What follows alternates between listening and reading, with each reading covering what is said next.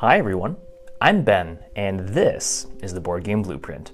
This week, we're going to be talking about player-driven mechanics in games, whether they are endgame systems or economies therein during the course of the game. So let's jump on over to the table next door and see what we have in store. When it comes to player-driven decisions, this one doesn't really come off as a superly great example, but I think there is still merit to it, and that is going to be Canvas. Canvas is a painting creation game where you are collecting different layers of cards and going to be adding them, to your paintings to score points, accolades or awards listed at the top there based on how you lay out different icons and things, which is really neat. Now the move that I just made is going to actually show off a little bit of what I mean here when I say player-driven decision or mechanic. And in this way, they have a very simple system. In order to take any card that's not the first one, which is normally free, you'll have to spend these these palette tokens. And these palette tokens will kind of drop along the way until you reach the card that you want. So with other players interacting with me, of course, they may also be vying for this game card. And so on my turn, I really have to capitalize and take advantage of the opportunity when I do so. But what's cool about Canvas is that the market will shift. Of course, everything will move down, I believe, and then we will also draw a new card, ooh, still sticky, to replace the now emptied spot. But these tokens are fixed in the economy of Canvas. There are only a finite number of them, and so when you're giving up your own, you might end up having less of them, because as other players are working their way across, more tokens will be placed, and whoever collects that card, even if they don't necessarily want it for the scoring values at the end of the game, will earn the boon or benefit of those tokens to give themselves more options later in the future.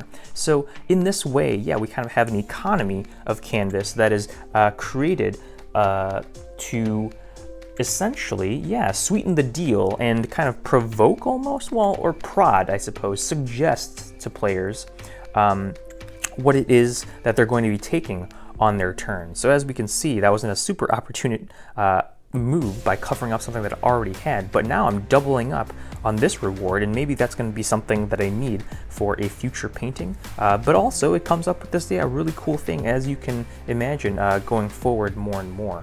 So that is Canvas in a nutshell, and the economy of how a player-driven effect, draft exactly, is going to change things for players throughout the game.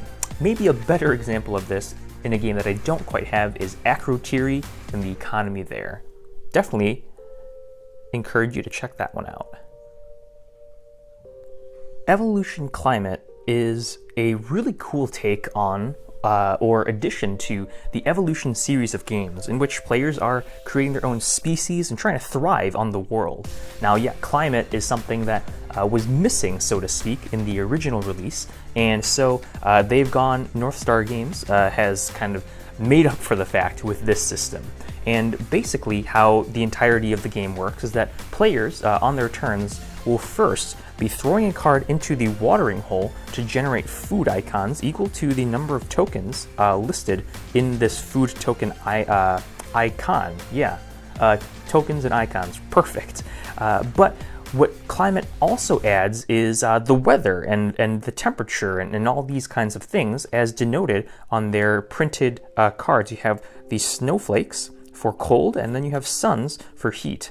Players will be dropping these face down secretly until everyone has thrown them into the pool, at which point you'll reveal and count up the tokens. So if there are the icons, if there are an equal number, we have 5 cold and we have, 5 warm. Oh, we don't. We have 4 warm. Then the temperature or the climate will shift based on the leaning or the majority, in this case the majority being cold. So once we move it like this, we're going to draw a card from their pool here, and then also add or subtract food tokens again indicated by the track token. So in this total, or in this case, we would have 5 plus 4 is 9, 11, 11 minus 4 is 7, 7 minus 3, only 4 food tokens to go around this round. But we also need to worry about resolving this effect here, which says, place this card in the watering hole to modify the climate movement next round. Okay, so it's a glacial thaw, and we're gonna get an extra 3 suns.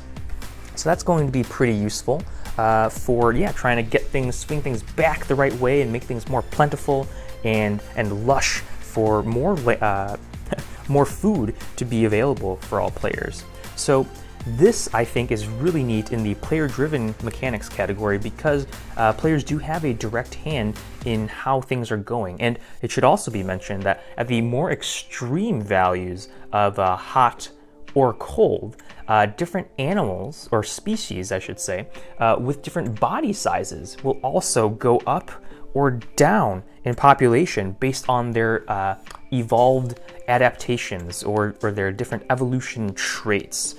So for instance, this cooling frills, if you had this kind of equipped or adapted, evolved on your own species, it says you can prevent 3 population loss due to heat. And you also get +2 body size when determining if the species can be attacked. Oh, there we go, not so cut off now. And this is really great, as you can imagine, because you can sort of really play to work on either pole of the climate or the temperature. And that is just really cool to me, so thematic, and just has a lots of fun opportunities for players to try and all swing the climate one way or the other. One of my favorite parts about the board game Scythe by Stonemaier Games is that the ending is actually player-driven. Over the course of the game, players will be trying to accomplish different tasks or objectives, if you so like, and they will be tracked here on this, well, objective track. The idea is that once a player has reached 7 of these accomplishments over the course of the game, that will determine the end of it. And so players will at that point have one final turn to try and do whatever else they can to maximize the points that they will score at the end to determine the winner. So yeah, as we can kind of see, there's a few different types in this game specifically for Scythe. There's like upgrades, there are mechs that you can deploy onto the map, there are different buildings that you can list up or build up, and then there are also kind of enlistments, workers that you can hire, objectives, kind of missions, I believe, combat scenarios, popularity, and military strength, or what do they call it? I think it's, we'll just go with military, yeah. So this is a pretty large game, one that has quite a bit of scope, and that's kind of why there are so many different types of objectives to kind of win or work your way up to. But I really, again, like that while you're playing, you might be going after one strategy and somebody else might be going after another, but you have to make sure that they're not trying to inch the game, the end of the game, forward and kind of shorten the amount of time that you can do everything that you want to. So a really neat player interaction without being a direct type of player interaction either. I hope this video gave you a few exciting examples of what you can do to have players influence the game that they are playing and inspire a few to use in your own designs. If you like this video, please give it a thumbs up, hit that subscribe button, and click that bell icon so that you can stay notified when the next video goes up. As always, I'm Ben.